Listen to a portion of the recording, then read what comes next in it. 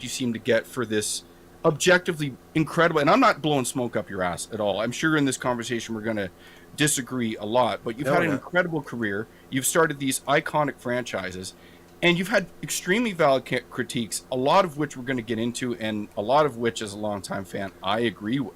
Right. Maybe in different ways. We'll go back and forth. I'm a pretty big deal. People don't even want to hear them because they just, oh, you're just jealous of this. Oh, that's the one. That's the one that, that one bugs me. It's absurd. It's absolutely absurd because, again, the nuance comes into play. Yeah, you can't have even a valid take. It's but let's take it from their perspective for a moment. Let's analyze what do you think that's about, because practically I can't express anymore. If someone's practically out there going, yes, but you're upset, you're salty because Sony doesn't want to work with you anymore, you can't get a job in games anymore, you're old, you're irrelevant. That's kind of the things they try to hit me with, right? And I'm kind of like, but first off, I do work on games still. I'm a consultant. I get paid for that. And I've had a number of opportunities to direct games again. I've turned them all down. Not because I'm I have the financial privilege to say I'd rather be doing what I'm doing right now. So if you're interested in the truth, that one doesn't stick. And I don't go out there and troll. Like you said, I give proper, whether they agree or not, logic behind these decisions or these statements. And so at that point, you have to go, what is it? Is it that they really love, like if we take God of War, the new God of War? I loved 2018's God of War. It was one of my top games of that year. It was phenomenal. Is it just that they have such a connection to it? Like maybe we were talking about like Dragon Ball. Maybe it's so personal to them that they just don't want to hear any negative aspect about it. I don't know where it comes from, but you're absolutely right. There's I don't mind it. Like it doesn't, I don't feel like it's disrespectful. You're a big boy, you can handle it. I'm just like, it's just like, really, man? I'm just being honest. But you know what I realized recently though? This was amazing to me. I recognized finally, because when I started streaming, I was like, you know what? I'm gonna take the rose tinted glasses off a lot of these gamers' eyes. I'm going to tell them how it really is. I'm going to show them the good and the bad, blah, blah, blah. That was like, I thought it would be fun because I thought that was something I would appreciate. And I have found, and I don't mean this like I'm saying it like a negative thing, a lot of people don't want that. A lot of people want to believe, not that video games are being painted as a glamorous gig, because they're not, but a lot of people want to believe the PR angle on this stuff, not because they're idiots, but because I think in their lives, it's kind of fun. Like I look at art, I could never draw art, and I look at art and I go, oh, that must be so much fun to draw Spider-Man swinging over New York or whatever.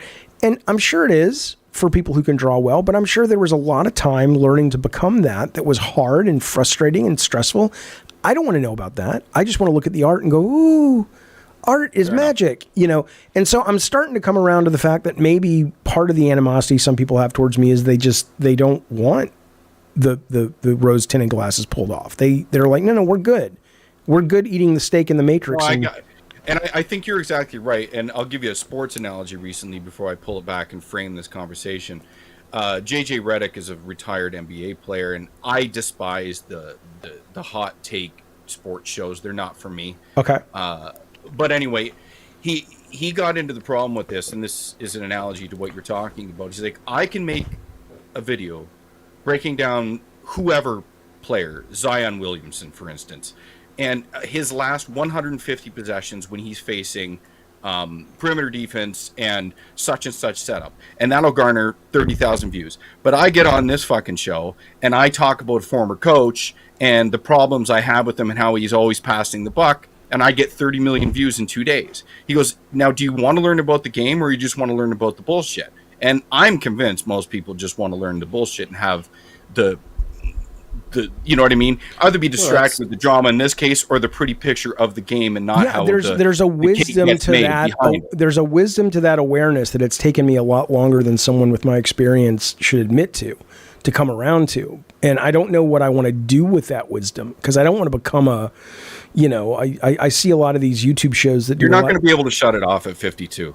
Well, I don't mind being honest and stuff. It's just that what I don't want to do though is you know, a lot of these YouTube shows that are pure console war stuff. Like, I mean, I know they do well, but my God, I think about, you know, I really love this work, and I'd love to make a career out of it. I want to do this, you know, like Art Bell till the day I drop dead. And so I'm not going to be able to be 65 bitching about the new Xbox, and you know, I don't want to do that. Right. I want to have something to say, and I want to learn how to say it well, and I want to connect with the audience. And well, you know, like I think this comes back to the idea, like, of what is criticism. Like I that's what I do. I'm a critic, and you know, when there, I have a whole list of like the responses I get for criticism. Now, I don't get the, oh, you're just old and bitter because you're not doing it anymore.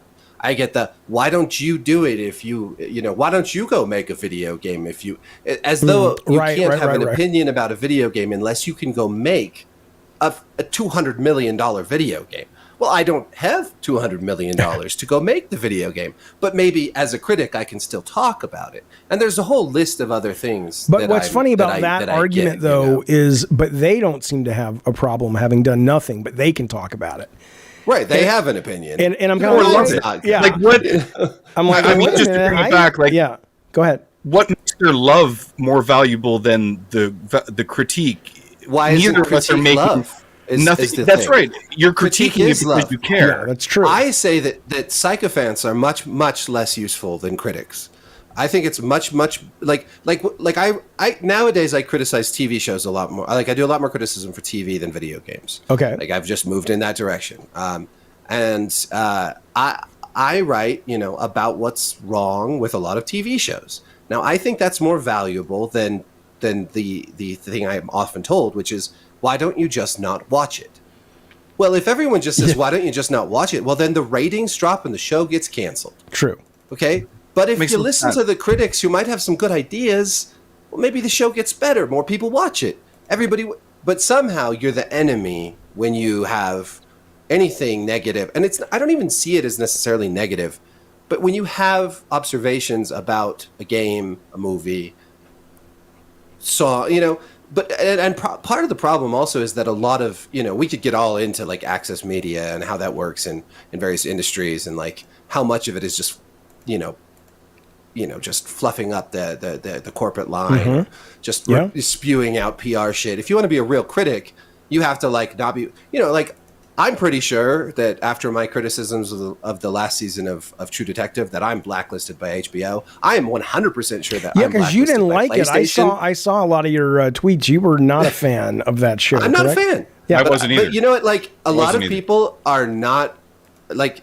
It's scary to go and speak your mind because you will get blacklisted. Like I haven't gotten a Sony gotten a Sony review code since before Last of Us 2, and I've never been told why. I don't know what I did to piss them off, but Sony has Who gives a fuck? I don't give a fuck. Yeah, I wrote my Last of Us Part 2 review 4 months after release. Yeah, one of my best reviews I've ever written. I think it got plenty of traffic, and I don't care about. You know, that's another thing about the whole video game journalism industry, the whole thing. Like, everyone's trying to push out these reviews. They get a review code 4 days ahead of time and play 70 hours of a game in 4 days and make $150. It's like slave wages, man. Yeah. And, like, that's what we're supposed to base our opinion off of? Exactly. I gave it up years ago. If I'm going to review a game, it might take me, I don't know, it might take me 4 months. I was talking to Victor Lucas the other day on this show, on this channel, and I want to listen. I haven't got a chance to listen to that yet. We were talking about that. Being a Canadian, sorry, I didn't mean to cut you off, but being a Canadian, Victor Lewis was big here. Like, I mean, he is Canadian, right? So who was big there? Isn't he? Victor Lucas. Who the fuck is Victor Lewis? Lucas? Oh, he was big. I was just fucking with you because you're like, he was real big. You couldn't even remember his name. Sorry, I said it wrong. But he ran a video game show on a Canadian network. Oh yeah, here of course, Electric Playground. I forget that's right, Tommy, yeah. and a bunch of Zoe Flower, and yeah. No, it was really cool to have him on because, you know, I was in the business while he was covering it, so I didn't really get to experience his work as a fan. But all the people who were calling in or writing in or whatever during the show were, you know, him and his work and his team have impacted a lot of people. So you're not alone in that kind of real warm feelings for the guy. But I was asking him as it relates to reviews, though, because he reviews a lot for his channel and he plays a lot. I said, how do you fucking have the time to finish this shit? He goes, I don't finish a lot of things. He says, I play enough to have an opinion. And I let the audience know that that's how much I've played. So it's, they're not misconstruing anything or they're, and I agree. I mean, but I think you have a great point. It's like, you're going to take the opinion of someone who played it in 4 hours or 4 days just to get the review up. It's like, they haven't sat with it. They haven't really, but I mean, it's that's the other problem though, is I think we need media literacy in schools. I've said this forever and I'm not the only one to say it, of course, but the idea that a bunch of younger people will look at a review score, or older people, sadly, and act as if like it's come down from, Mount Sinai with Moses and the 10 Commandments. It's like, it's a fucking review score, dude. I had the guy who review bombed Drawn to Death at IGN, gave it a 4. He left the business and he and I got into a Twitter pissing match a couple of years ago. And he was just like, oh, I don't care. Yeah, I totally fucked that game. I don't care. Yeah, it's funny. Right. I mean, that's, I'm not saying they're all that way and they're all that flippant. What I'm saying is to imbue these people with that kind of power just because they happen to work for fucking IGN. And look at IGN though. Like I would also say that a lot of these outlets are trying to create so much content that they are putting people in charge of reviews of games that they don't really understand. Like, okay, so like I'm a big Call of Duty player. Me too. It's what I play with my friends. Mm-hmm. I know that game pretty damn well. And Modern Warfare 3 came out and it got the worst reviews of any Call of Duty ever. And it's actually a really good game. And I was reading reviews, including IGN's review, that were full of factual errors and a very obvious lack of just basic knowledge of the franchise and how it works. Really simple, basic things like what slide canceling is or what, these like basic stuff. And they are putting out at some of the biggest gaming publications in the world review scores for something that they clearly don't understand, and it sounds like they're parroting people bitching on Reddit to me. But then, that's but it doesn't. But in the context of what matters, it doesn't, right? Because the game still sells bucket loads. Sure, that game does, but little smaller games might not. But the people who care about those to begin with are finding their people who speak for them on the internet. Mm-hmm. I mean, so like for me, I gave up. I for the longest time, I've only recently started to kind of make peace with it. I gave up trying to convince people who watch my shit to care about indie games or interesting. Like they are the most. It doesn't mean they're good, although a lot of them are brilliant. But they are where a lot of the juice is happening right now. Because that's the only place. 1,000%. Right. Like and everyone talks about. Like I hear these people go online. Games these days, there's nothing to play. No. Everything's the same. I'm like, there's too much to play. Have you not been paying attention really since? I mean, it was happening in the PS360 era, but really caught steam in abundance in the PS4 and X1 era. But that's where the innovation, that's where the risk taking is happening. That's right. If that's what you want. If you want something new, and very rarely we do get it out of like a Shadow of Mordor with the Nemesis system or something to that effect. But I mean, with the budgets, and that's another topic all in and of itself, it's almost impossible to take these risks. They're focus tested to hell. That's right. They are consultancies, agents to hell. And I mean, the teams are so big that it's such like, how do you turn the rudder on something like that? You just can't. And it drives me fucking insane.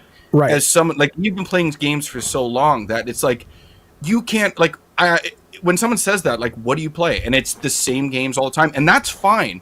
But don't complain about it when you can't take those horse blinders off to even try something. Right. Today everyone's pissed because Fortnite's down.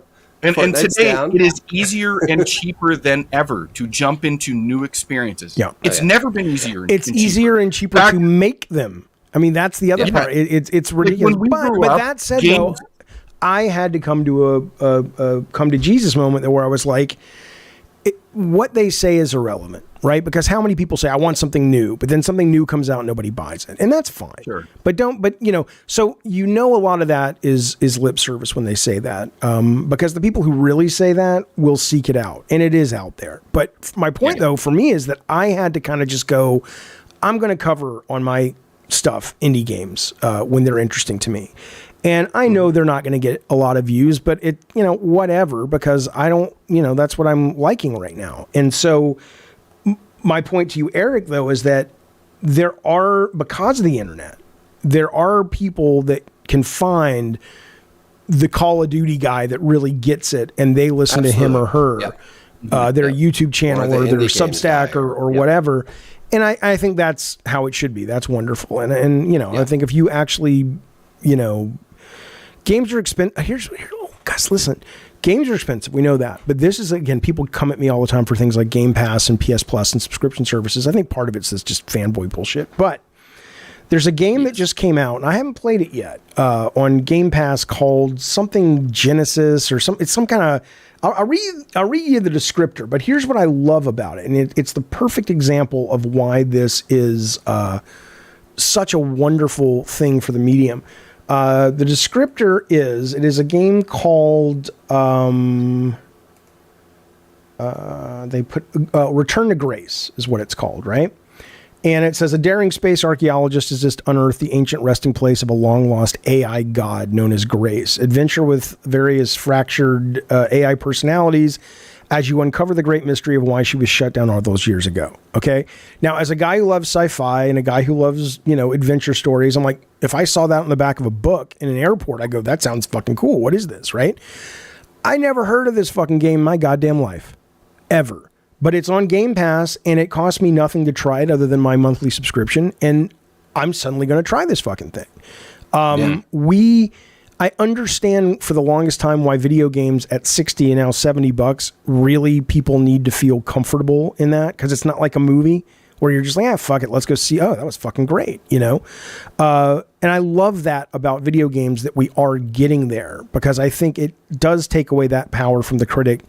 Which is not to say the critics are bad, but it's to say that when you put $60 in front of somebody as a price, you don't feel good about discovering the weird stuff or going off the beaten path. $70 a lot of money.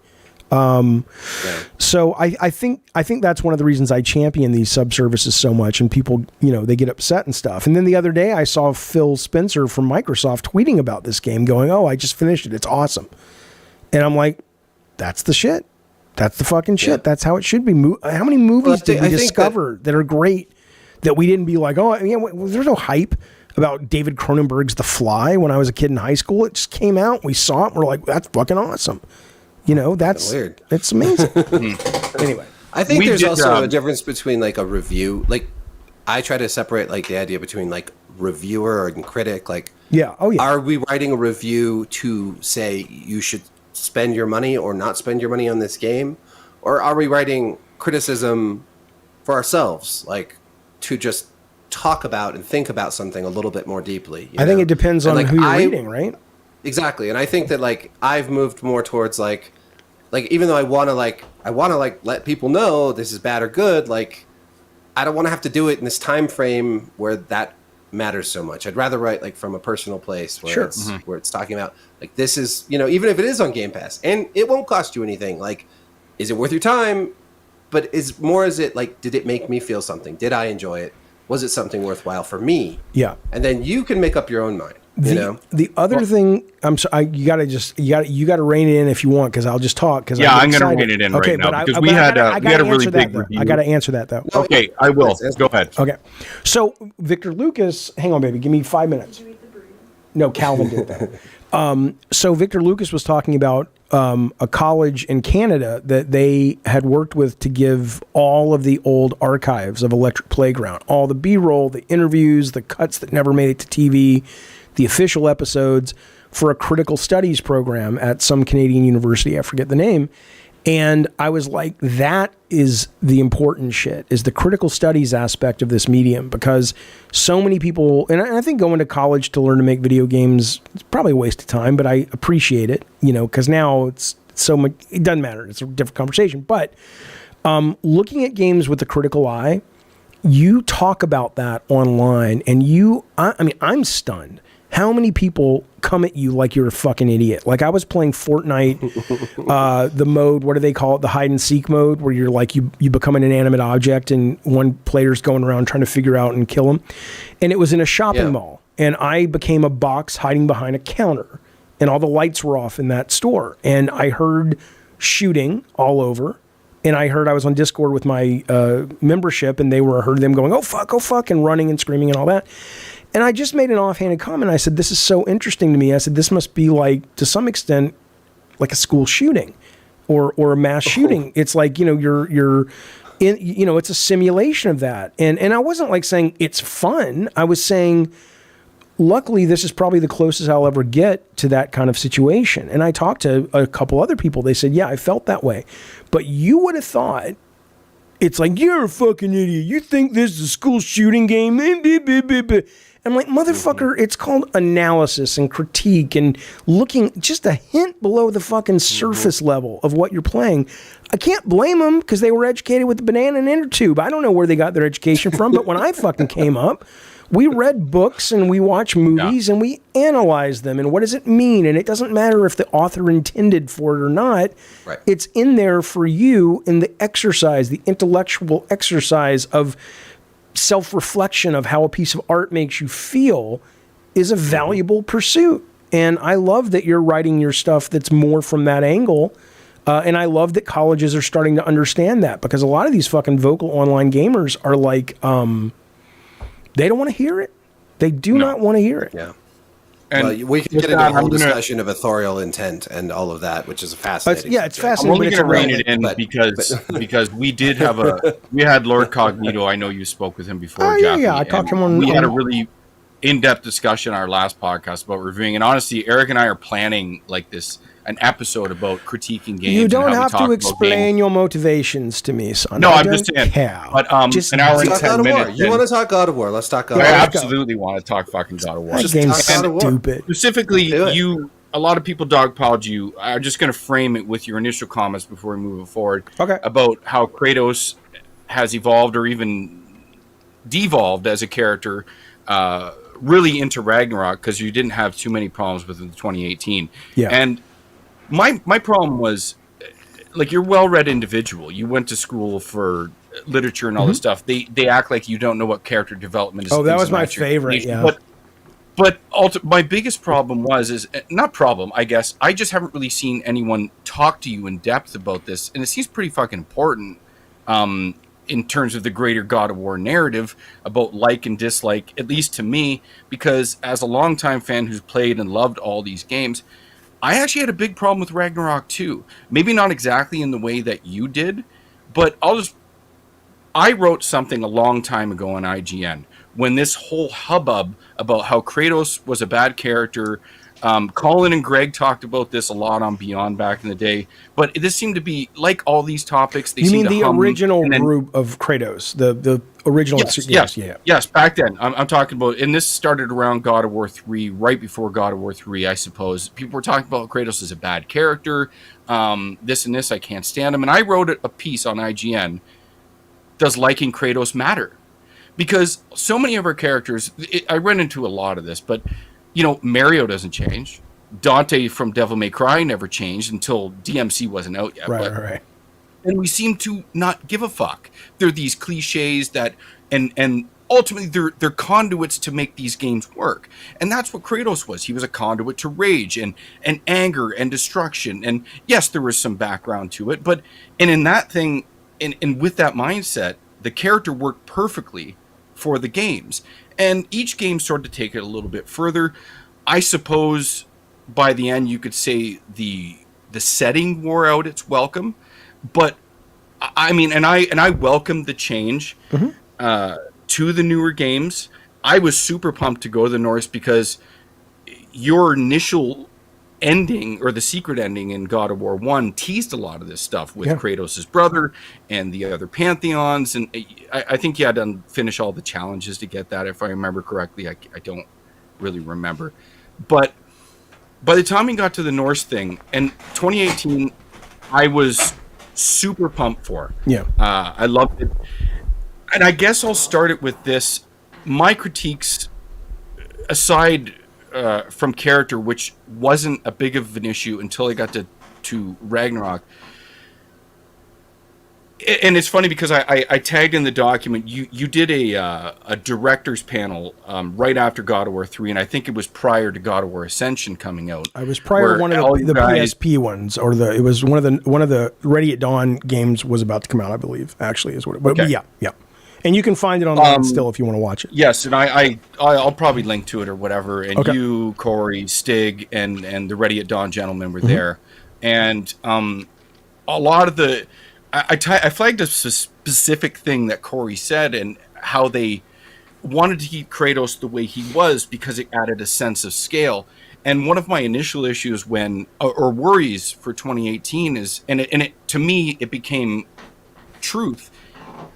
I think in the move to the new games, that sense of scale was lost. Sure. The shifting setting, like God of War, all the way 1 through 3, and the PSP games, but I'll just reference the mainline games here. The settings would mold. Eventually, you would end up back at this core place or something to that effect. That was always incredible. But I'll just give it, in God of War 3, there's a setting you come to with one of the Titans in the background. Helios is firing from the chariot with these fireballs. There is nothing in the new games that come close to the scale of that. And it got given up. Scale was. There's a few things, right? You could argue the water serpent. I'm just going to start there.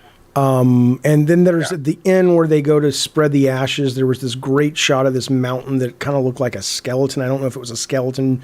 Maybe I'm remembering it wrong. That was sort of like marbled into the rock. I don't know if it was carved in, but you're right. For the most part, though, there was I noticed that as well. I noticed the lack of visual variety in the environments. With God of War 1, it was a conscious choice to say Athens, the Aegean Sea, and then Athens looks a certain way. There's a certain color palette. Then we have the desert. Then we have Pandora. Then we have Hades. And then we come back to Athens. But it felt like you were going somewhere. I think with the new trilogy or the new duology, whatever the fuck you want to call it, it's just a lot of fucking snow. I'm not saying there aren't any other places, but it just feels like it's this constant, you're playing the game on Hoth. And I like going places as a sense of adventure, and I didn't get that in either of them. But I mean, that's a choice, and it's fine. Isn't it also kind of a camera angle issue? Because revisiting the old God of War, I think on PlayStation Plus or whatever, I think I managed to, because I own the old one somewhere on discs, but yeah, just like scenes where it scales out, the camera scales out so far that you get that like sense of like you're looking down on this huge epic scene. Whereas like the new God of Wars are the over-the-shoulder third person, which has just become kind of a Sony staple in recent years. It's just like Last of Us. Well, you talk Uncharted, and that's just a very like mechanical thing, just camera angle. But it does change how you experience. One thing I just want to jump in really quick about. I felt scale it's one of the most important. It's what made God of War what it was, other than the violence, I should say. But the scale was unprecedented for the games, and when the 2018 trailers hit, everyone was really excited. But I think a long-time fans did have that trepidation, like, are we going to be able to get what we used to get from these games with this pulled-in camera? It's not about a lot of people shot it down. It's not about the pulled-in camera, though. It is, and it's not. You're addressing the practical reason, but you're not addressing the artistic reason, right? Practically, yes. If the camera is really close, no matter what you're looking at is going to be limited by the fact that you can't pull back and reveal anything. That's a very practical observation. But fundamentally, whether or not, let's just go by what Corey has said. And I have never questioned Corey on this. I just believed it. I mean, it's possible he made up a bunch of shit about, I didn't want the camera to ever cut because they didn't have the time to build things at that fidelity that we did back in the day at that scale. Or what? Let's assume though it's the real story that Corey's like, no, I think there's an emotional connection with the camera not cutting, blah blah blah. And in that you sacrifice the scale. Now, you would have to be really hook, line, and sinker into that. Don't cut the camera. to sacrifice that. And I can tell you that I was disappointed in the press, even though I love 2018. There was nothing about that camera not cutting that made a bit of fucking difference. It did not matter. And the press was like, oh my God. It was this big I deal. have a penis, but I'm moist. How is this happening? I mean, that's what it was like. And it was like, okay, what value is coming from it? I understand in a movie, a really long shot is it's gimmicky and it's impressive. It's like, wow, they didn't cut the whole shot. And I also understand that maybe for a segment, if you don't cut the camera, you can, manipulate the audience's emotions in a great way. But there's a lot of video games that don't cut. You know what didn't cut? Doom. I mean, I know we had load screens, but it's like, was the press impressed by the fact that the camera It was a cut? buzz statement. It was a buzz statement. Right. And you couldn't. I don't pay attention to anything, and that's part of my problem. Is it's probably I'm a so good thing. insular. I didn't realize people thought that was cool. It just seemed kind of like a lot of other games to me. It seemed like a lot of work. When you look at the old God of War, I think that's what struck me when I'm talking about camera angles. Yeah. It struck me that no games are really doing that now. Like, there's not that many games where you like walk into a room and you're at one angle, and then you walk into that room and now the camera is over here. And you see it from a different angle, and then you cut, and that's not. I was playing Final Fantasy Reborn because I haven't played that, so I'm not going to play Rebirth yet. So this is the first one that came out in 2020.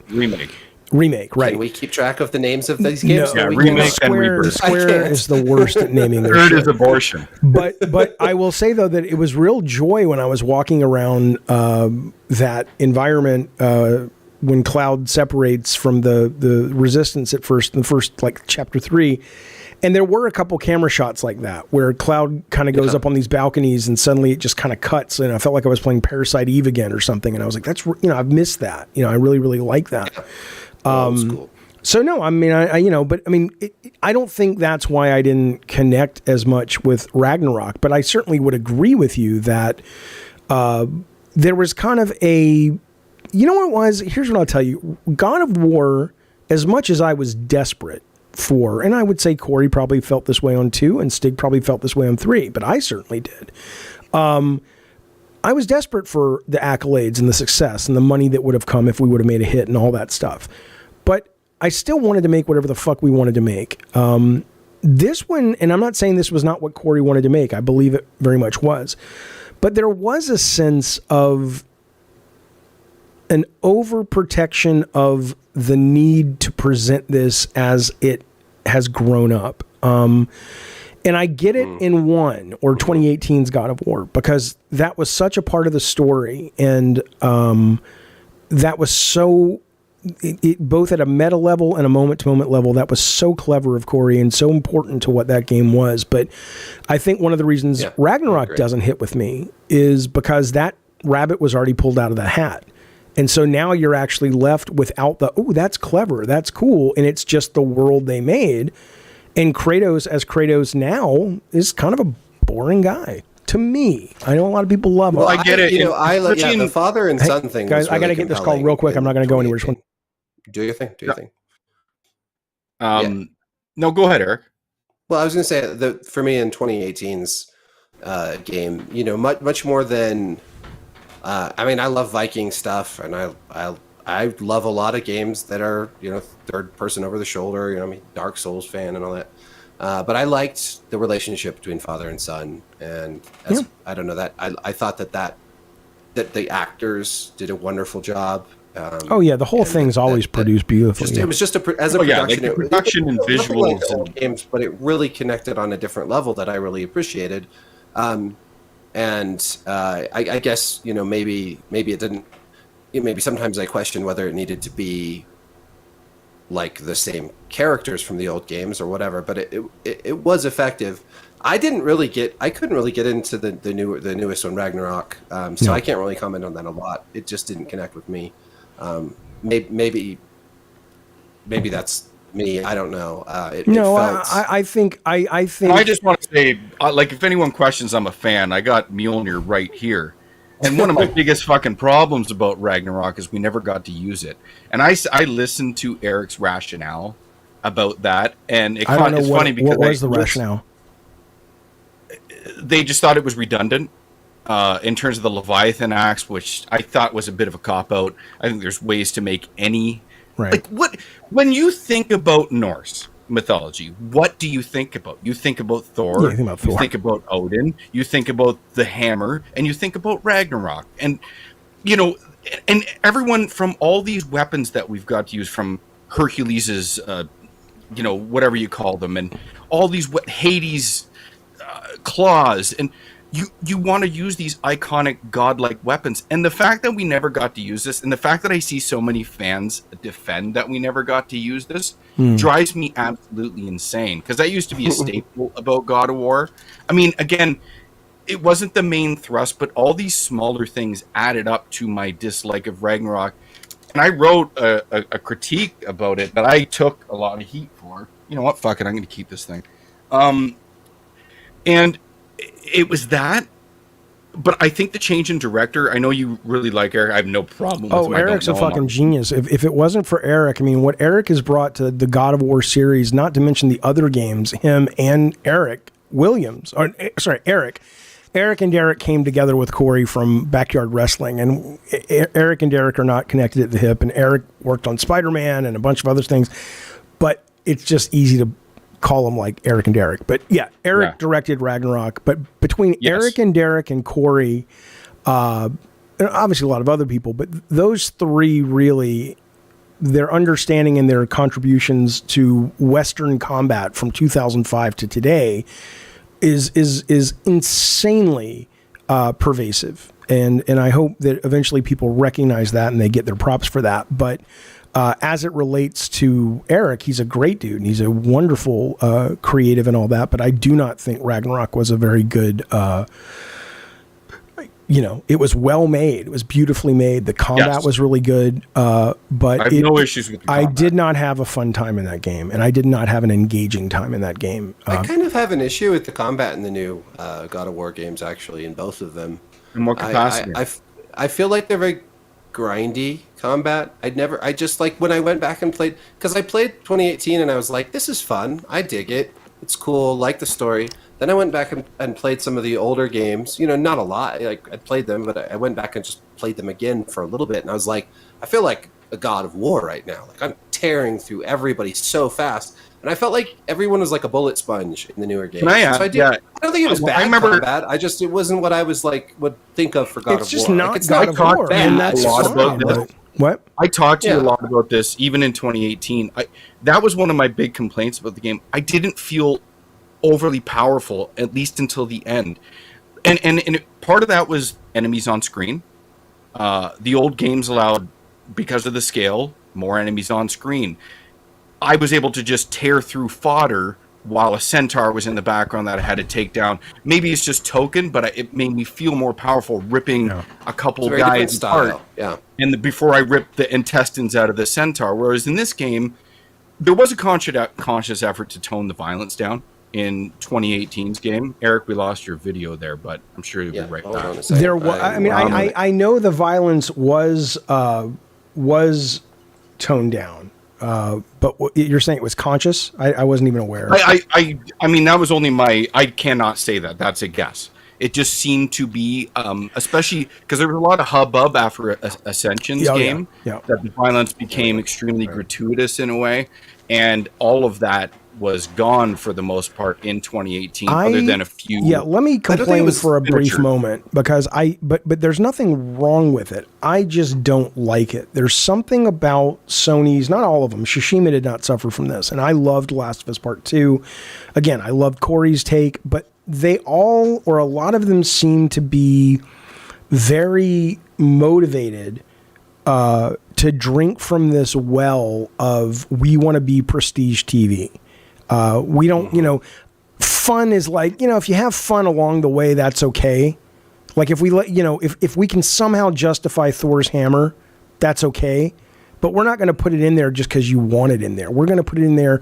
I literally had somebody, I will not say who they are, but trust me, they are in the know beyond almost anyone else that could be in the know. And I was having lunch with them, and we were talking about Ragnarok, and I said, there's this segment a lot of gamers are complaining about where I guess it's like you ride a yak. I didn't even get that far, and you're like on a moose, or it just goes on and on and on. You know what I'm talking about?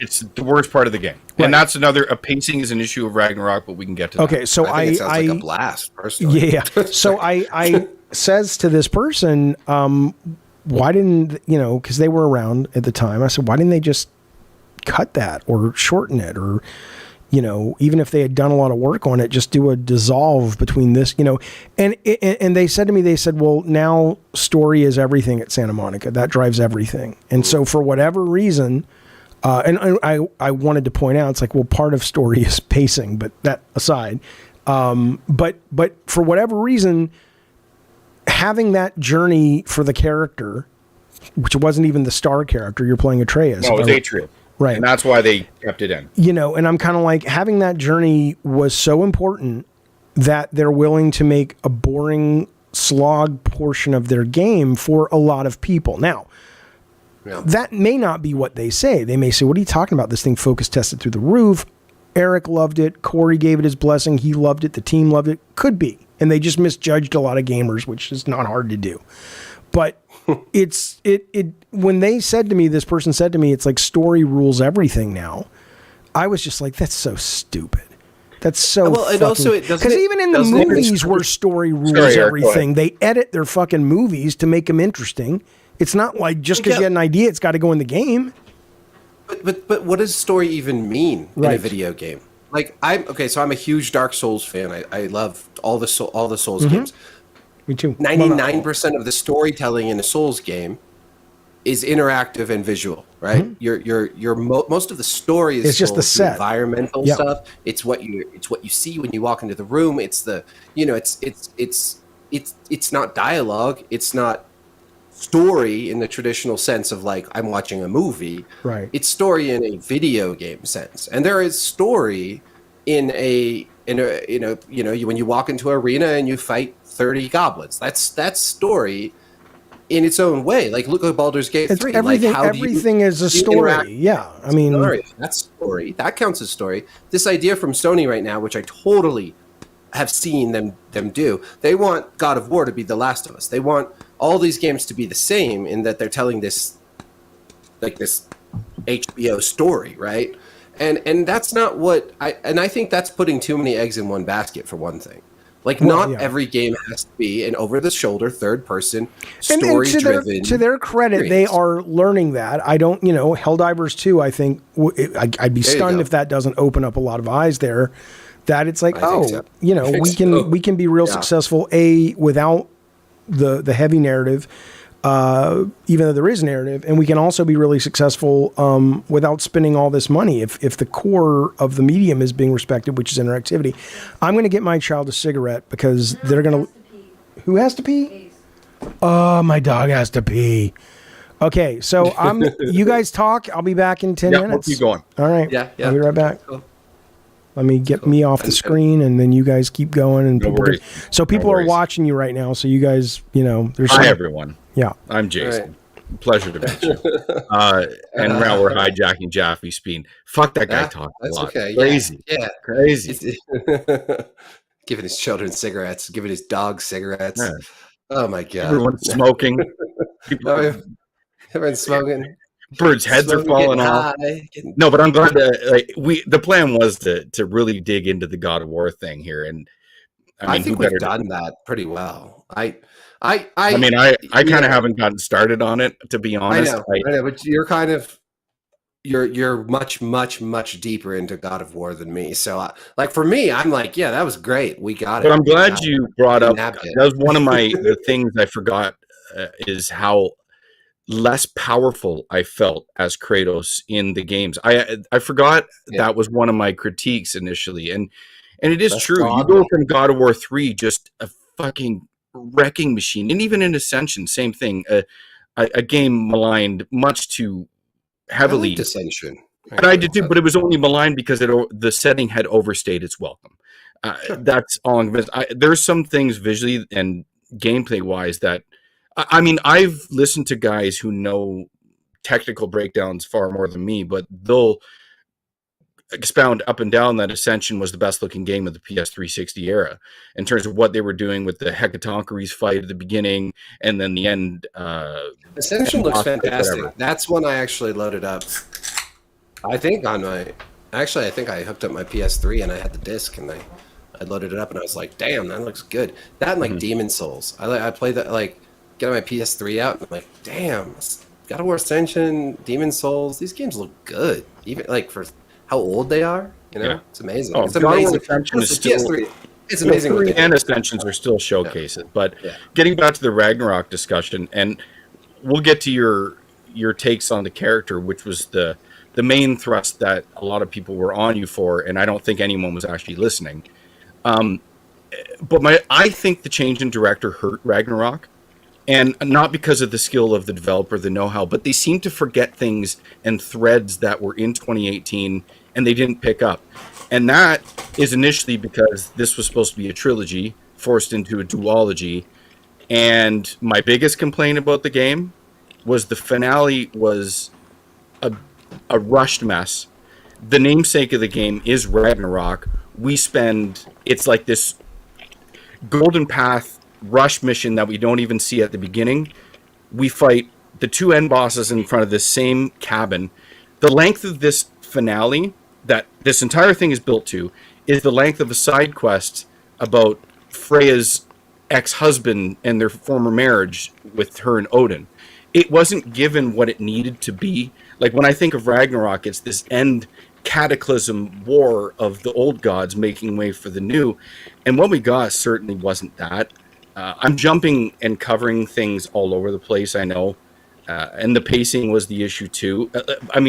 But these were all massive issues I had with the game. I didn't play that much of it, so I don't know. Did you finish it, Jaffe? I got to. No. Where'd you bow out? I got to the part where the jellyfish comes out of the sand or the snow or something. You can play them in different orders. I don't know. I mean, I did one standalone mission where Atreus goes with the little blue dude, Bindi, or what's his name? Brock.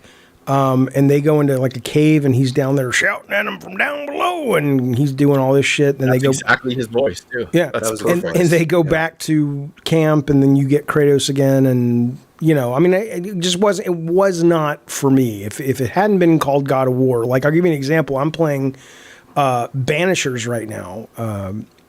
That is blowing my mind. It's much more janky than God of War ever was. The combat's not as good, but you know, I like the subject, I like the story, I like the characters. If God of War Ragnarok was a standalone product and I didn't have any association with the franchise, there's nothing about it for me in there. There's nothing about it that speaks to me.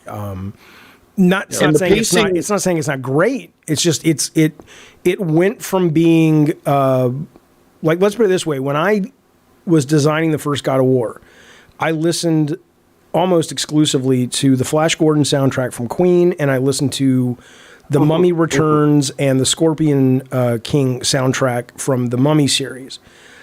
Those would have no home in Ragnarok, right? Ragnarok to me feels more like it is an Oscar film or something. And God of War to me is like a really fun adventure movie. With a little bit of pathos, and which is not to say one's better than the other. It's just that for me, Ragnarok was not made for me, so I didn't really spend much time with it. This reminds me of True Detective, and how it went from one creator to another creator and completely changed everything that made it what it used to be. Sorry, I'm not hijacking. No, it's fine. Hijacking the conversation. Well, we'll give it, and also some of the writing. Again, it won a lot of awards for writing. Oh. And I mean, I guess it's all a taste thing, but I felt the writing in Ragnarok was a big step back from 2018's, and I don't think it was just because of the pulls that 2018 had and those changes were fresh, but the relationship, the father and son thing seemed to. I mean, by Ragnarok, it was like it all boiled down to we have to be better, and every interaction with them ended with them saying this thing. Like realistic. They kind of worked better. Atreus still didn't listen. Kratos, I mean, they went to see the the face, but he just followed along the same path in the end. And the one thing I will say, again, this should have been a trilogy because a lot of this seemed rushed. They spent so much time on things that weren't as important to the big picture that those big narrative streams didn't matter. But the best writing in Ragnarok is in that DLC Valhalla. Oh yeah, the Valhalla is totally the directors of Valhalla, and I didn't play too much of it, but I saw the ending and I love the ending, and I had good. I had it's a very arrogant assumption, and I don't care. But when old Kratos was talking to new Kratos, and he says something like, meaning age, the current Kratos was talking to T.C. Carson, let's put it that way, sitting on the throne, and he's he just sitting there on the throne, right, doing his pose. And I don't think I entered the team of the writers' minds for 1 second, but because I have such a relationship with that character, when the new Kratos said to ancient Kratos something along the lines of, the gist of it was you get a lot of shit and it's not all deserved.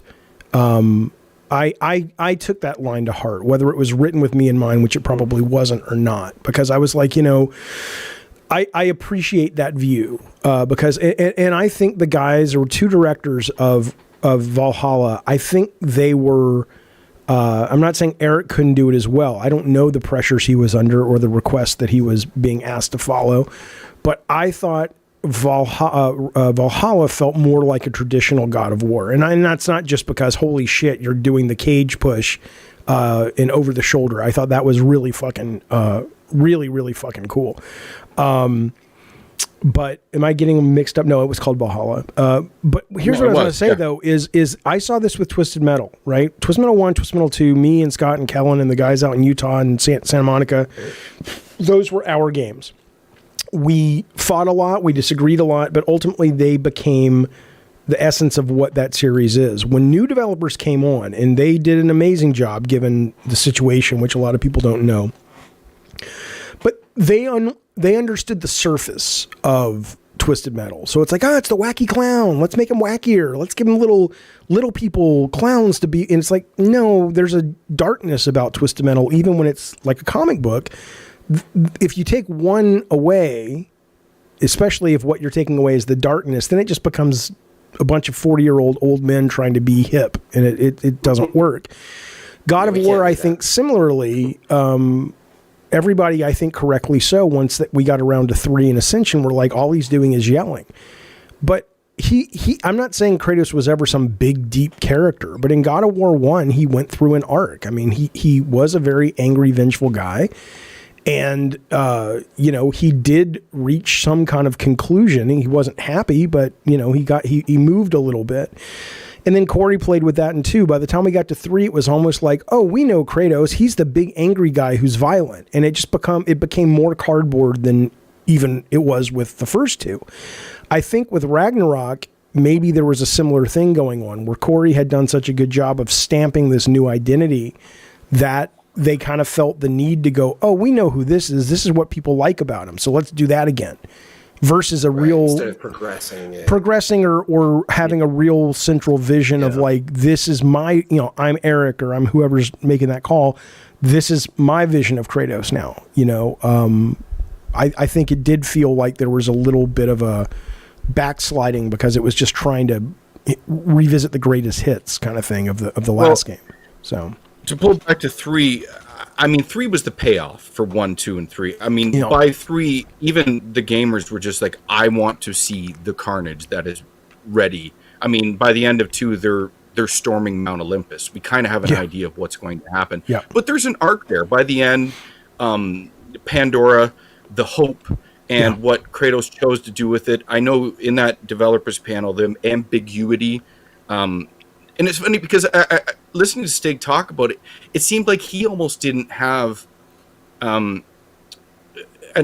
idea of where that actually ended outside of the ambiguity. He did say he had an idea for a longer ending, but he didn't expound on that in that panel. I remember asking, because I had left Santa Monica by that point, I remember asking, where did they get the why is hope inside Pandora's box? I don't understand.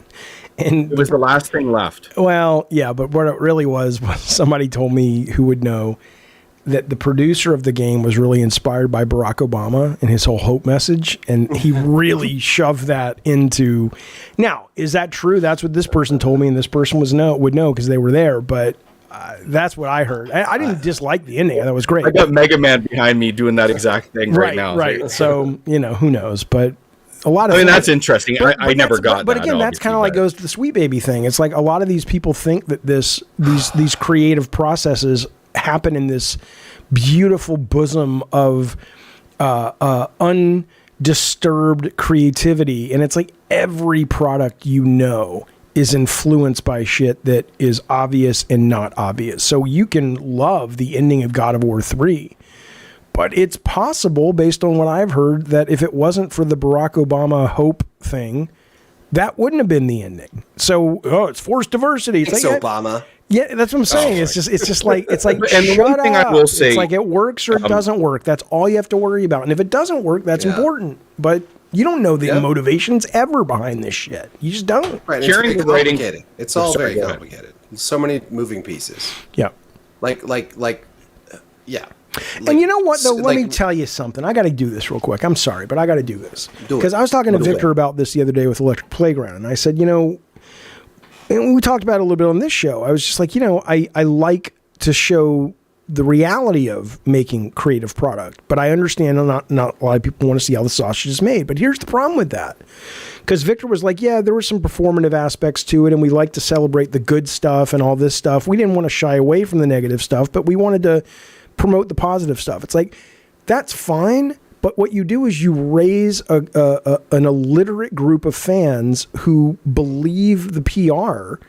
And so when the PR tells you this is why something was done, because it sounds more flowery and intentional, but in truth it was because, the president's wife was fucking an Obama supporter. Or whoever, who did he go up against? The Romney supporter. I'm just saying, these are things that happen. Fucking a Romney supporter, and suddenly I'm going to fucking put hope in this game, and whenever you hear about it, you'll know it was a fuck you to my ex-wife. Whatever. I'm not saying that's what happened. I'm just saying that this stuff imbues everything, but it's okay if you don't want to hear about it.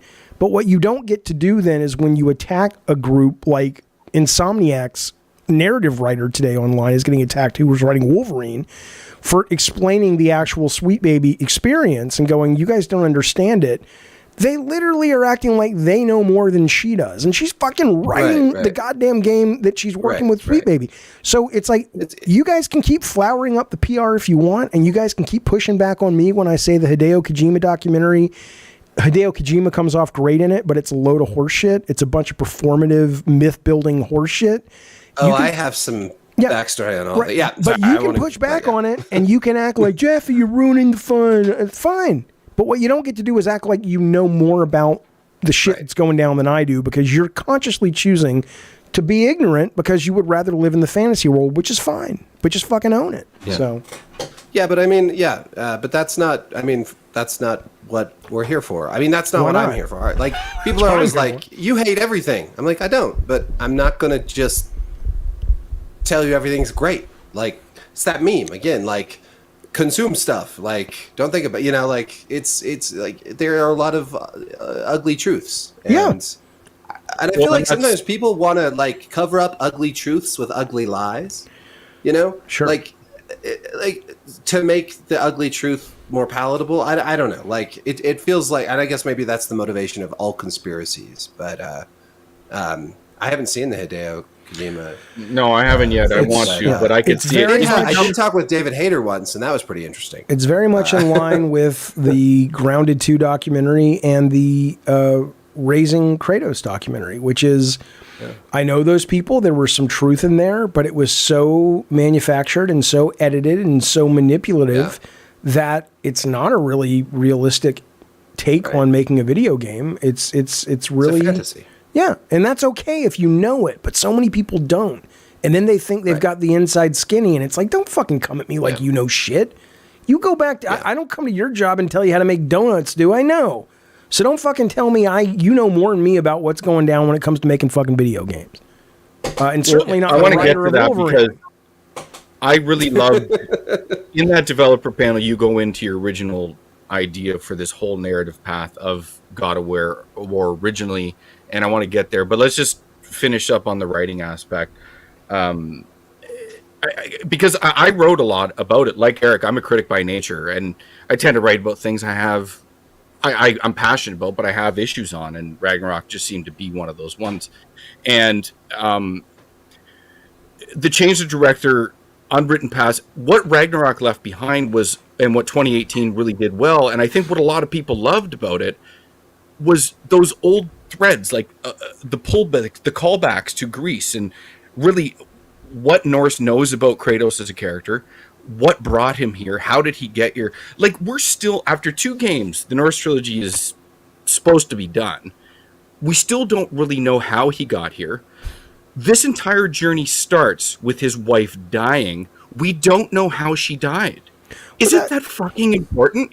They touch on this. I mean, you could argue that can eventually be told. It doesn't. I mean, you don't know much about James Bond's wife, but you know she's a driving factor to certain aspects of his motivations. But I would agree, there's a point to tell that story, but it doesn't have to happen now for this story. The only reason I found that important in 2018, I didn't. Right. But by the end of in Ragnarok, there is this massive optional area in Vanaheim that you can go to. And there is these narrative pulls that is that all where the have Norse to do. Disneyland is in Vanaheim? Yeah. It's actually called Vanaheim? And it's this. Well, Vanaheim's the world of these other set of gods, the Vanir. There's the Aesir, which is like not Thor, Valheim. Odin. I don't know. You said Vanaheim. No, I'm pretty. It's Vanaheim. Okay. Helheim is hell. I don't know what the fuck you're talking about at this point. So continue. I'm sorry. I'm out of my league on this. Yeah. The Vanir gods, but there's this optional area in Vanaheim called I think I'm wrong. It's called the Gorge. It's like 15 hours of content that you could just completely omit. I heard about that. Yeah. And in this is this story, because in this optional area is this frozen bolt of lightning it's a harken back to the intro of Ragnarok that Kratos and Thor make. The crater. Right. The crater, sorry. I said the Gorge. And it is Vanaheim. Thank you. Yeah. God, this old fucking brain, it still works. I've never heard it is all, but yeah. And in this, there's this narrative that Thor fought against your wife. Okay. And it's very, very, very vague. Okay. But if that this matters to the story, if there's some background here, it should touch on why she died. And there's all these callbacks in Ragnarok to do with your wife and all this stuff, but it's left unfinished. Likewise, we don't know how he got there, how he met her. To me, this stuff was important. And in Valhalla, all that stuff is brought back. I just felt it was such an important part of the 2018 experience. Like, when we finally get to Tyr's Temple in 2018 and you see these urns and vases of Kratos, and you're like, wow, they know who he is. And this is extremely interesting. Why do they know who he is? It's never finished. And then you get to Ragnarok, like, okay, we're going to see this culmination of all of this stuff. And you just don't. They know who he is, but they just continue that obtuseness. I mean, again, there is a lot. I mean, here's what I will tell you. I can understand that maybe a lot of things were planned that didn't get done, whether that's because of COVID, whether that's because of budget, who the fuck knows, or they just didn't think about it. I don't know that. But what I will tell you, though, is the bigger guilty act of all this, then, is that you would have thought that by the reviews and the gushing of the critics, that we were in the presence of a new play by Shakespeare, right? Yeah. That was my issue. It wasn't an issue, but it's like, you guys are so easily, I guess, paid off. I don't think they're paid off, but I mean, it's just like, I don't know if they want to work. It's a version of paid off, though. It is. I don't know if I think a lot of them want to work in the industry. I don't know what it is, but it's like, it's like, why don't you have any? Go ahead. I've been to a few of these critic thing. They bring the reviewers in. Mm-hmm. Like, it's not like they're getting actually paid off, but there's this There's access. You don't want to lose access, like me losing access, getting blacklisted. You don't want that. So you also you don't want to piss off fans. So there's this pressure not to piss off fans. There's so many elements that go into why a bunch of critics would gush over something prestigious like the new God of War. The first one, I agree. The 2018 was like such a big hit. So now the critics want to say, there's this rush to say, oh, this is so great also. And there's so many motivating factors and incentives that go into that as a critic. And that happens across different mediums. But it's not because of monetary, like Sony's like paying critics. But there's all this stuff like flying critics to the review thing, paying for their hotel, paying for their flight, paying for their dinners, parties. I've been to some crazy parties that are all paid for. It's just the industry is, it's schmoozy. It's capitalism, man. It's so there's reasons why this happens, and there's reasons I don't fully understand why it happens. Well, I don't like it regardless. Let's just put it that way. And I'll tell you what, I know you guys usually don't live stream, and I'm ignoring the chat, but I got to read this to you because this is the crux of it, I think, and I think you would want to hear this from this guy. I do. He says critics want gaming to be more. He says if gaming is more, it makes more money. Y'all don't see it though. The ignorance of that statement. The most profitable games are not the more games. No. They're not Last of Us, and they're not God of War. They are Candy Crush. No. They are Call of Duty. They are Madden. They are Roblox. Critics are making money off of those, right? Yeah, but the idea that it's but he's saying that the game itself makes more money if it's more. And I'm like, no. You're simply wrong. Most people, if they want a great story. Why? I mean, I want you to think about this. This is one of the reasons I kind of lost interest in trying to tell story in games, at least the traditional way after God of War. If you want a great story, go watch a movie or read a book or watch a play, because that's what they're there for, right? Because think about this. If you say, okay, I want to tell a story about this guy that discovers this creature in a river by his cabin. Okay, well, it's just not a great story, whatever, but that's the opening of the story. No, I actually like this story. This is going to be my next tabletop game. Right. So, but the problem is with the video game, in a story, it's the guy wakes up, he looks in the mirror, he has an internal monologue where we learn a little bit of something compelling, and then he grabs his fishing rod, and the next thing we know, the scene is set at the lake, and he's fishing, right? Yeah. In a video game, now you've got to come up with all this fucking filler of how he gets from the front door of the cabin down to the fishing hole, right? The story doesn't want that. There's a reason that stories are not documentaries, but they're stories, and they go from scene to scene to scene. And so unless you have figured out a way, and I'm not saying it's not possible, it probably is, to make that walking journey a meaningful part of the narrative, and I don't mean talking heads like walk and talks, I mean like it's actually, something's happening, then it's clear what the better format is for telling a linear story. And it's just, there is this, I don't know where it comes from, and I don't want to be arrogant and paint it like it's insecurity on the part of certain gamers. It feels that way, but I'm sure there's another explanation that's less mean. But it feels like they really just need these games to be like they want it to be seen as something important, so they don't feel shame about what their hobby is. I don't know if that's true. Well, I think that again, this goes back to when I was talking about interactive storytelling versus traditional storytelling, and why that's such an important distinction to make. Because, like, yes, if I want to sit down, I can read a great novel. Like, I can read.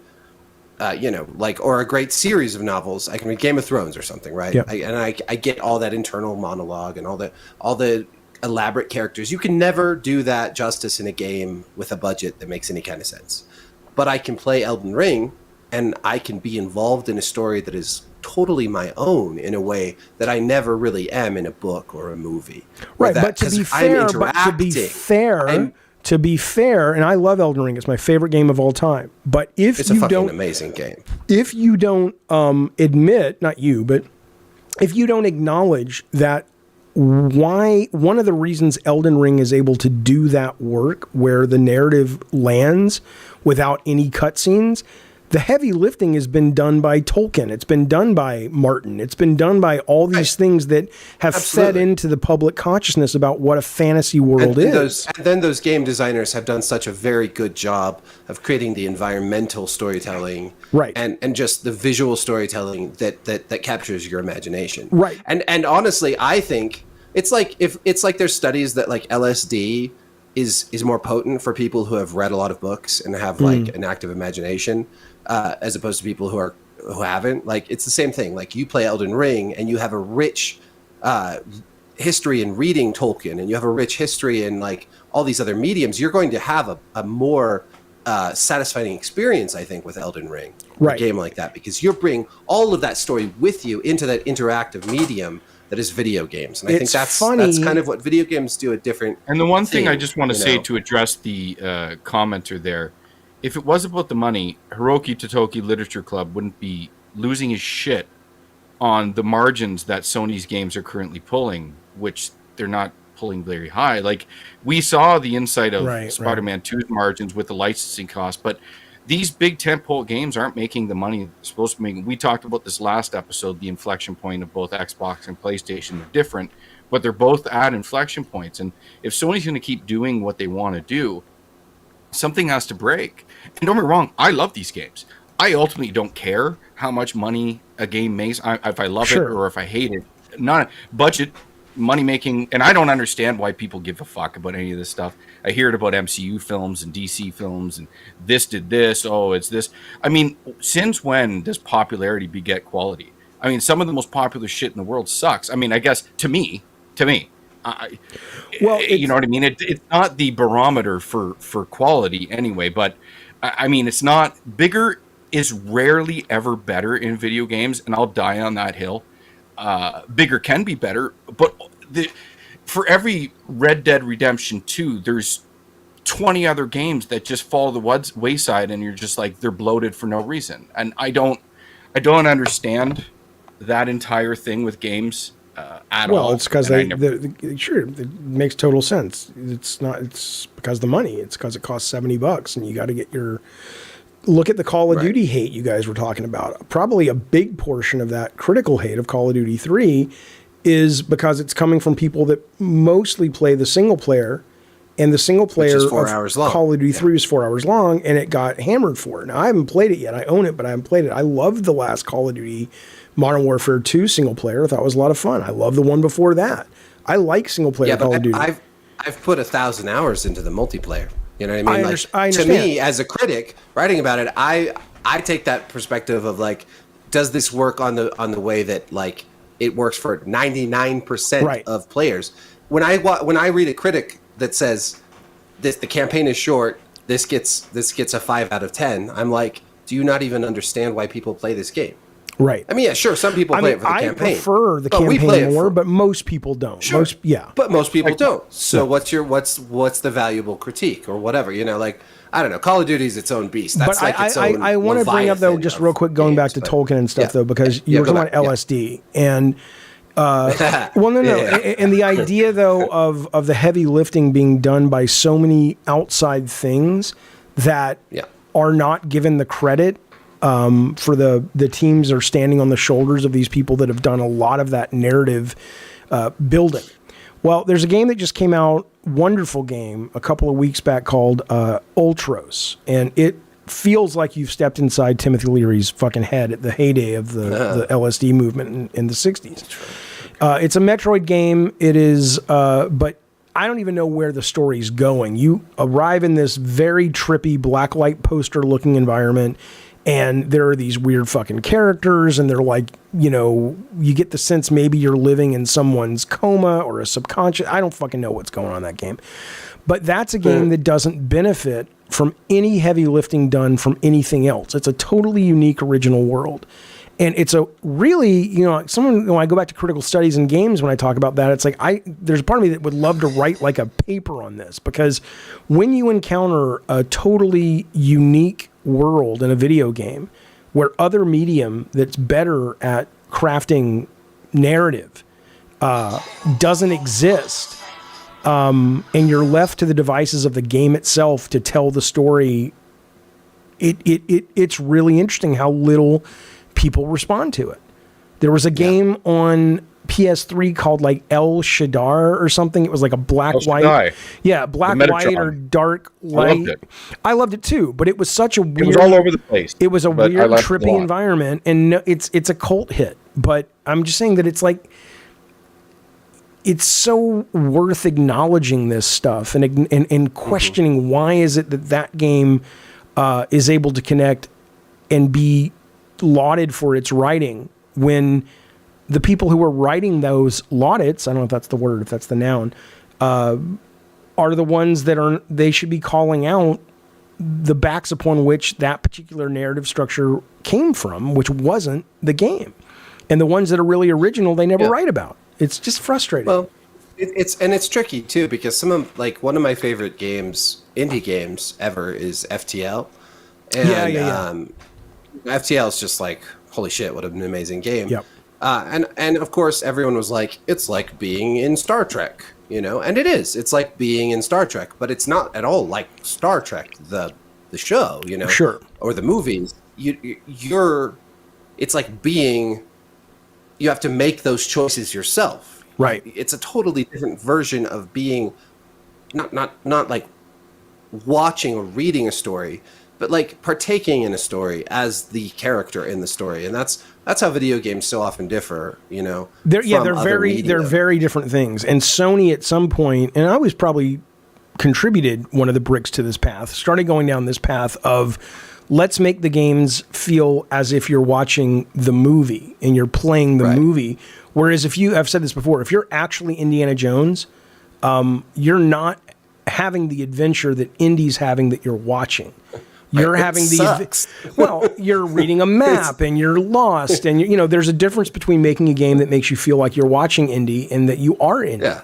And I think Sony has kind of done a lot of we want to make games that make you feel like you're watching, and they're great. They're great. I love a lot of them. They're great in their own way. Yeah, yes. But I do think that really has replaced a lot of people's perceptions, and it's nice to see of what a great game is. It's nice to see something like Breath of the Wild come out. Not Breath of the Wild. What's the new one? Tears of the Kingdom come out, and it was so gameplay centric that you couldn't deny that power of the medium. And I just think it's so disrespectful when I hear people like this guy in the chat, like, "Oh, this is more. Games need to be more." It's like, motherfucker, they are more. They are more what? Well, I think they need to be more of what they are, of what makes them special. Yeah. Aping someone else's medium doesn't make them that medium. It just makes them a pretender to the throne. I'd rather go out and get your own fucking throne. I mean, if the game earns it and it's warranted, more is fine. But if we're talking hours played and size of world, no, we're not. We're talking the resonance, I think, of the game, or the emotional heft, or the intellectual. Sure. I'm more directed towards the commenter. He's just more. I'm not sure what he means when he says more. Okay. It's hard to say. I do think that there is a contingent of Sony fans that wants Sony games to have like HBO Premium TV heft. I mean, that sort of. Of the three of us, I'm fine with a lot of this stuff. I really am. I would like to see more variety of the Helldivers too. I suppose I don't have as much issue with these big experiences because frankly I've loved most of them. If not, some of them do wear out their welcome, and I do welcome the innovation change. But I've just accepted that most of that is happening in the indie space, so I get my fix there too. But I mean, writing-wise, I'll just wrap up the Ragnarok stuff before we get into the other questions I have for you. I mean, since you didn't finish, I don't know how much this is going to land with you, but you bring up Ragnarok. I don't have much to say about it. I mean, I barely played it. I played it for like 6 hours and I moved on. So, just the titular. I mean, everyone was pumped about Odin and Thor, and I think I'll probably get the most heat for this. But I really felt that the writing did an injustice to those two characters. Outside of the beginning of Ragnarok, where they're incredible, that's never matched again. Thor specifically becomes this drunken disappointment to everyone in his life throughout the game. And I guess maybe this is my own projection of what I wanted from the character, but he never like Thor is supposed to be something. I know it's supposed to be mythologically more accurate, but his wife hates him. His fucking kid hates him. His dad Odin hates him. And then spoilers for, I don't know. We are talking about this, so I assume you don't care. He gets one-shotted by Odin at the end, and it's like, is this really? Thor is introduced in this game, has this weird arc where he sucks to everybody, and then he's one-shotted by Odin. I just felt there was this massive disrespect to the character, and we don't even get to use his hammer as well. And it was just, it was a letdown to me. And Odin was a letdown too. And I know a lot of people loved him. He was supposed to be cerebral, but I wrote this thing about how actions, showing not telling, is what matters. And they tell us about all these things he's done, but when they show him on screen, he's acquiescing to Kratos all the time. He just doesn't seem like this intimidating villain they continue to tell us about. And all the information, there's this great facade, again, spoilers, of Odin taking the veneer of Tyr, the Norse god of war. And he plays that part throughout the whole game until it finishes. But ultimately, Odin in Ragnarok fails at everything he does. The only thing he does in that game is kill Brock, the blue dwarf, who, depending on your opinion, was a mid to not that important a character to me. I mean, he was cool, he was funny, and I know he crafts the spear that you go on to kill Heimdall with. But other than that, he was kind of just a side character in a sideshow. And that's all Odin accomplishes. Through that entire facade as Tyr, he doesn't equip Asgard for the war that he knows is coming. He doesn't steal the thing that he knows he needs for this crack in time that is never explained. It's this, MacGuffin that is never explained at the end of the game at all. It's this massive thing that Odin wants to do, that Atreus is a key to, and it's never explained what it does. Okay? And at the end, it's like, and then just dies. They kill him in front of the same cabin that Thor is killed in front of, and that's it. And I just felt it was a lot of tell and not show with those characters, and outside the beginning it lets them down. And to me, villains matter. In the Greek arc, Zeus was this ever-present thing. Ares accomplished these feats before you finally defeat him. They gave us these things to live up to before we defeated them, and it just seemed to be missing in Ragnarok. And it probably would have benefited a lot more if the game was a trilogy, to build these characters up, introduce them, let them do some shit before we kill them. That's where I end. Yeah. See, I'm like Jaffe. I didn't. I know I'm talking to myself here, but you are pretty much talking to yourself. I think that's telling, because I cared about what you just said as much as I cared about it when it was happening in the game, which is to say not much. I don't mean I don't care about your personal take. Of course I do. But in terms of, I'm just like, I don't really care. Because it wasn't written to care. I wasn't made to care. I cared about it. And that's the problem. Yeah. I wanted to care. It wasn't written to care. I'm kind of bummed out that Christianity took over the Norse religions in the Middle Ages. That bums me out. Well, we can get to that. I wish we had a little more competition in European religion, but we don't, because it's a monopoly Jaffe, now. In that developers panel, we'll move to that. You expound on, I keep using that word. I don't know why I keep using that word. Sorry. Good word. I'll get a new word here. You go on about your original narrative plan, what you and Corey had for the story. I don't know if you want to echo it here in Cliff Notes, but it did have to do with Christianity at the end, and the three wise men and the guiding star and things of that nature. Correct. Are you asking me to do a quick? I'm asking you to tell me. Yeah. So God of War, the trilogy was going to be that Kratos. We end God of War 2 and God of War 3. He goes up to Olympus to fight as it begins, and he confronts Zeus in the first 10 minutes of the game, and it is one of the easiest boss fights in video games. He just fucking kills him. And people are like, what the fuck? It's like, yeah, motherfucker, don't fuck with me, right? So he's dead. And then there is basically a vacuum for all the Greeks, all the people who worship the Olympian gods. And so that opens up a door for all these other gods to come in. and try to sort of fill that void. And Kratos gets the idea that I'm going to get them to all fight. And he creates this massive war of all these gods. And what that really does is Kratos has figured out the way to actually kill a god, because he realizes that just chopping off their head, they'll come back in some way like they do, is to get man down on earth to stop believing in them. And to get man to do that, the best thing you can do is get the gods involved in their own bullshit so they ignore man. And so ultimately the gods die because man kills them because of their neglect towards man. And then we're like, yay, Kratos wins, and he takes the Blades of Chaos and he slits his wrist as a callback to the first suicide in the first game. And he ends up on the boat with Chiron going across the River Styx. But then it turns out that man will always, which I don't like this message, but this was the message, man will always need something to believe in. And so new gods will always be created. And so we end with the three wise men. No, I mean, it's the newest religion, so there were other religions there, but still, you're controlling the three wise men as a unit, moving across the desert, following the North Star to the birth of Jesus. And then Kratos basically realizes, okay, this is just, it's never going to end. And he makes peace in the epilogue with his fate, which is basically he is death. And so they take the Blades of Chaos and they melt them down in the River Styx, and it becomes the Scythe of the Grim Reaper. And Kratos becomes the Grim Reaper. He literally just becomes death, and that's how we end it. That was the plan. It wasn't like a set in stone plan, but that was the path. How you mapped it out. Yeah. So that's interesting. I mean, I love that. And two of the pantheons you seem to focus on was Egypt and Norse, if I'm correct.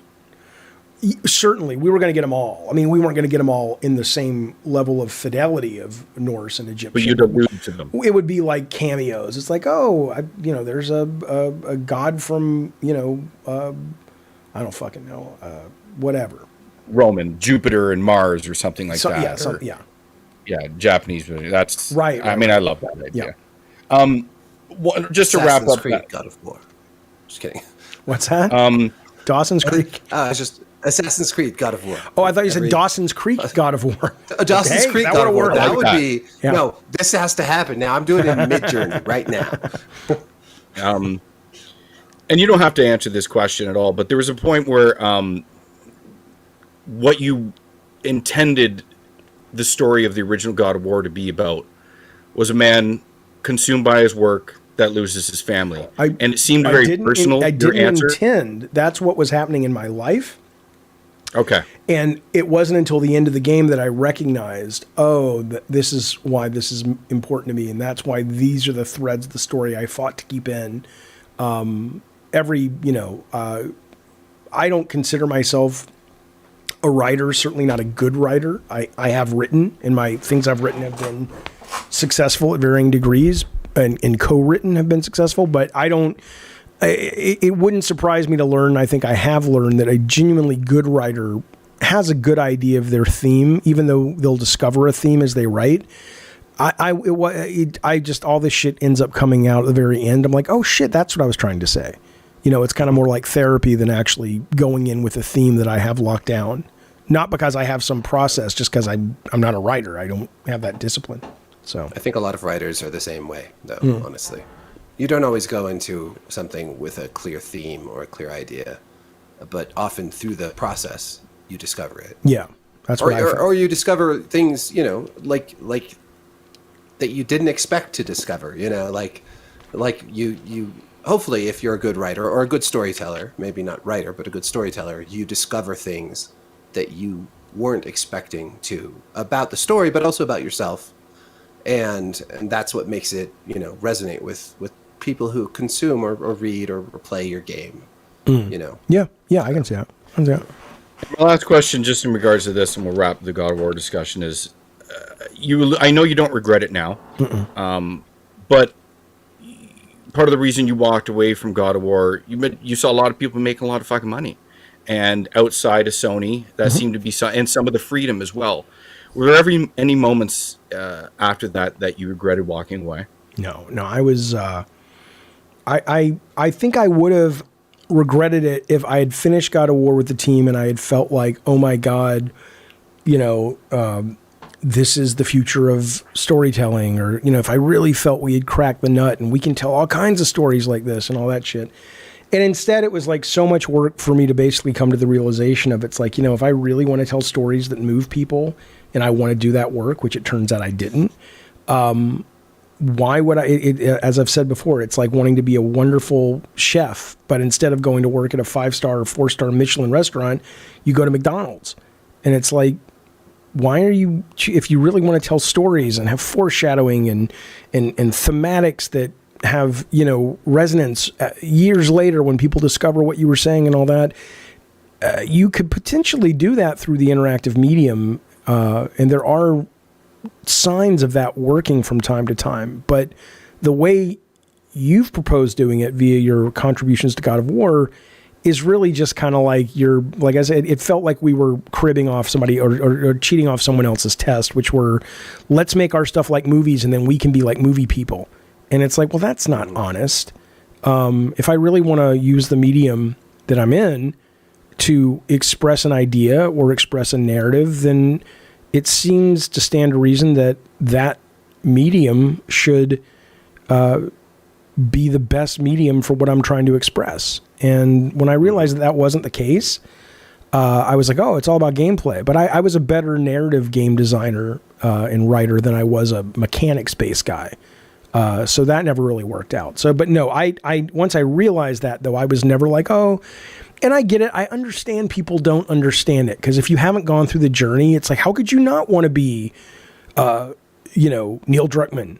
Or because I used to be Neil Druckmann, right? Or I used to be Cory Barr. I was that guy for a limited amount of time in the zeitgeist of gamers and console gamers. And I understand that it must seem from the outside looking in like that's the greatest thing in the world. I want that. And if you want to make video games, you might.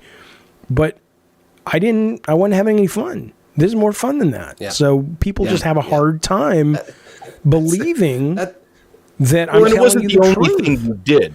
It wasn't the only thing you did. No, I started 2 companies, co-ran them. I made like 4 games in between after God of War, 5 games after God of War. I was working, but I'm good. It's people have a real hard time believing it. I don't know why. I mean, I guess I know why. This goes back to what I was saying about like people always saying to critics, well, if you think you could do it better, why don't you just go do it? Well, maybe that's not what I want to do. Like, I don't want to make a video game. I want to talk about a video game. That's what I have. Like, I have fun playing it and then talking about it. I don't want to go make it. Like, I don't want to, that's nightmarish. Unless you love it. Oh, it's a horrible job. It's so hard. It's hugely time consuming. And like for me, like it's just, or a movie or whatever. It's like, I mean, sure, that could be kind of fun, but you look at like Roger Ebert or something. He was a great critic. Yeah. He did make a movie. Did make a film. His quality, his best work was his criticism and his writing. And his book is amazing. Own kind of talent. Yes, it is. And it contributes to people. And look, there haven't been a lot, but there have been some. I'll call them reviewers because they weren't critics, but there have been a handful of reviews that have hit. One, and I remember them. One was a guy named Owen Good from, I think it was Polygon, who did a review on Drawn to Death, and they gave it a 4 or a 5. Well, IGN gave it a 4 or a 5, and they just were assholes. He gave it a 4 or 5, and I was like, oh, that makes sense. That's really smart. That was good criticism, right? And then another one was Eurogamer when they reviewed Calling All Cars. Out of all the reviews, and it got really good reviews, that game, but they gave it, I don't remember, it was like a 6 or a 7 or an 8, something in that range. And I remember reading it and going, oh my God, that's so smart. If we ever make a sequel, we have to do that. That's really, I can't believe I didn't think about that. I appreciate it, the critics in that sense, in a lot of senses. If they're bringing attention to things in the medium, like I could see, I got to take the dog out in a second. I mean, I love the idea, as an English major, of looking at video games as metaphor, mechanics as metaphor. I think Brenda Romero, who did Train, I mean, she's done a lot of things, but she has a book or a series. Train was a thing in a series called like The Meaning in the Mechanics or something. But even though I don't think the creator of Pac-Man intended it, you can easily look at and enjoy the exercise, the intellectual exercise of looking at old arcade games as metaphor. Pac-Man is a metaphor for capitalism. It doesn't mean that's why it was created. It doesn't mean you need to think that to enjoy the game. No one's trying to belittle your intelligence if you don't think that. But there's something about the exercise of engaging with someone else's art in a way of how and why is this affecting me, and how deep can I go about why it's affecting me, and what does it mean about me? And it can be a very personal thing that, but I don't know, man. People just, I was raised with that. My school taught that. My college taught that. My high school taught that. A lot of times today, it just kind of feels like a lot of kids or people on the internet, it's like, hey, shut up. That's dumb. Well, I think that goes back to that whole concept of authorial intent, and how nowadays it's all about like who is saying it rather than how it affects you. And an interesting experiment is to like write a short story, give it to a bunch of people randomly, and then tell each group that it's a different author and tell them about their background. Say that this story was written by a poor black man from the inner city, and tell another group this is written by a white woman from the suburbs, and tell another group, and then see how they respond to that based on authorial intent versus how they respond to it based on personal. Yeah, even if there is no right answer, the right answer is the exercise of thinking that way. If you watch the Kojima documentary, the best part of that documentary is a throwaway line where he talks about how scary his dad was and how he clearly didn't get along with his dad. And he literally said he was a scary man and he died before he got into video games. But then suddenly you're like, oh, well, now you look at something like Metal Gear Solid and the cloning and the big boss and the father and the, all this. It's like, that's interesting. It doesn't mean that you need to know that, but it's interesting. Right. It's fun. It's satisfying to think about art that way. And then you think like how somebody from a different background who plays that game might be affected in a different way than another person, you know, regardless of what they know about Kojima's experience. That might resonate in different ways. That's true. Based on your own experience. Very true.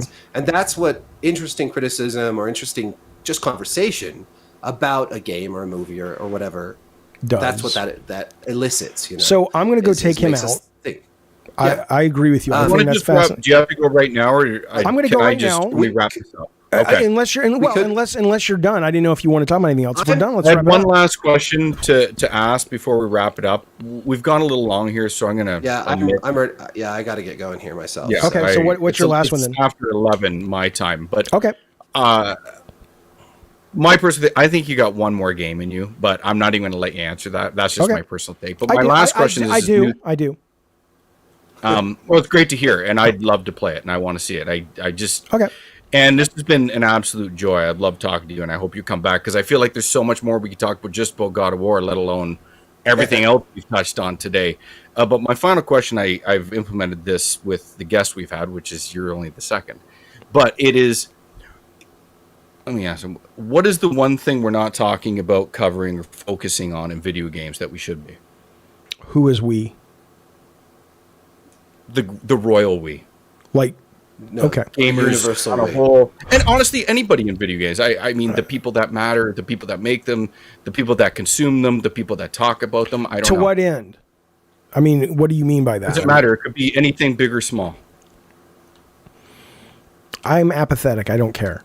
I don't mean that disrespectfully to the question. No, it's fine. Like I said earlier, I would love for people to be more interested in the critical studies aspects of video games. I would love for people to be more open-minded about, even if there is no authorial intent, how do these things affect us if we actually just get beyond the surface? But I mean, who gives a shit? We're not going to be dead in 60 years.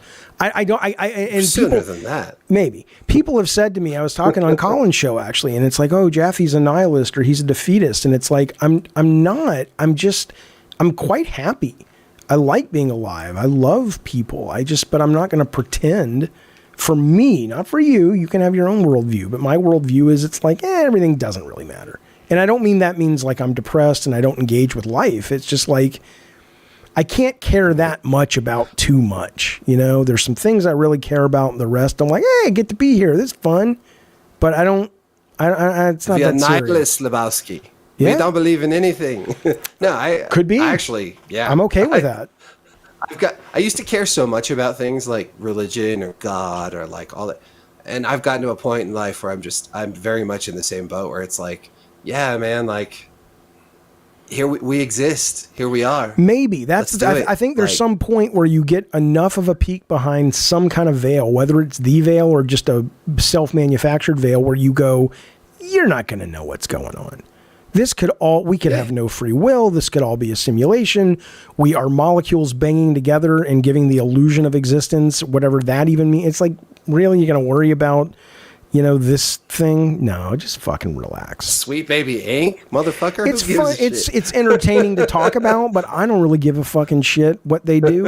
If think about it, it's like what you guys were saying at the beginning of the show. If you can't find a video game to play these days that floats your boat, you don't like video games, then fuck you. Yeah. You got your problem is not Sweet Baby Ink. Your problem is you don't know how to fucking turn on your computer or your phone and find some shit to play, because there are games. Trust me, I've done shows. There are games out there made by some of the worst fucking racist KKK motherfuckers in the world, where you're going into like Jewish hospitals, like the Columbine kids, and I support their right to exist as a First Amendment, supporter, but.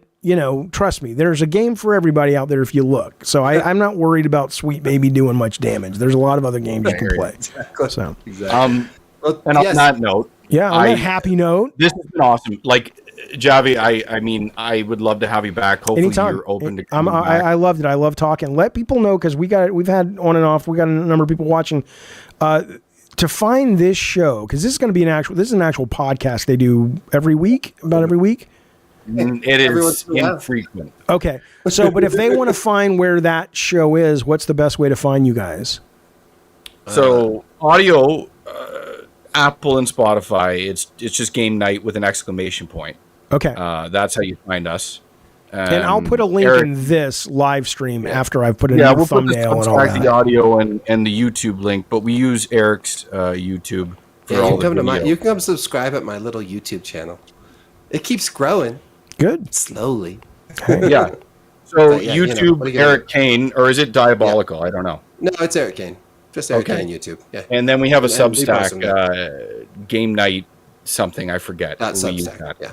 Cool. And we'll add all those links, but I really appreciate it. Anytime, have me back. I had a good time, you guys. Thank you for hanging out with me. I appreciate it, and good questions. And everybody watching live, thank you guys. I'm going to go take my dog out to push some fecal paste out of his butthole. Please just end your stream, but leave it on. Sometimes Zencaster takes a second to catch up to the processing end. So if you could just leave this open. Leave Zencaster open, but in the stream. Stream, goodbye. See you guys. Yeah. Bye, later, man. Bye, stream. Okay, so the stream and there'll be a is music gone. selection after this, but we'll find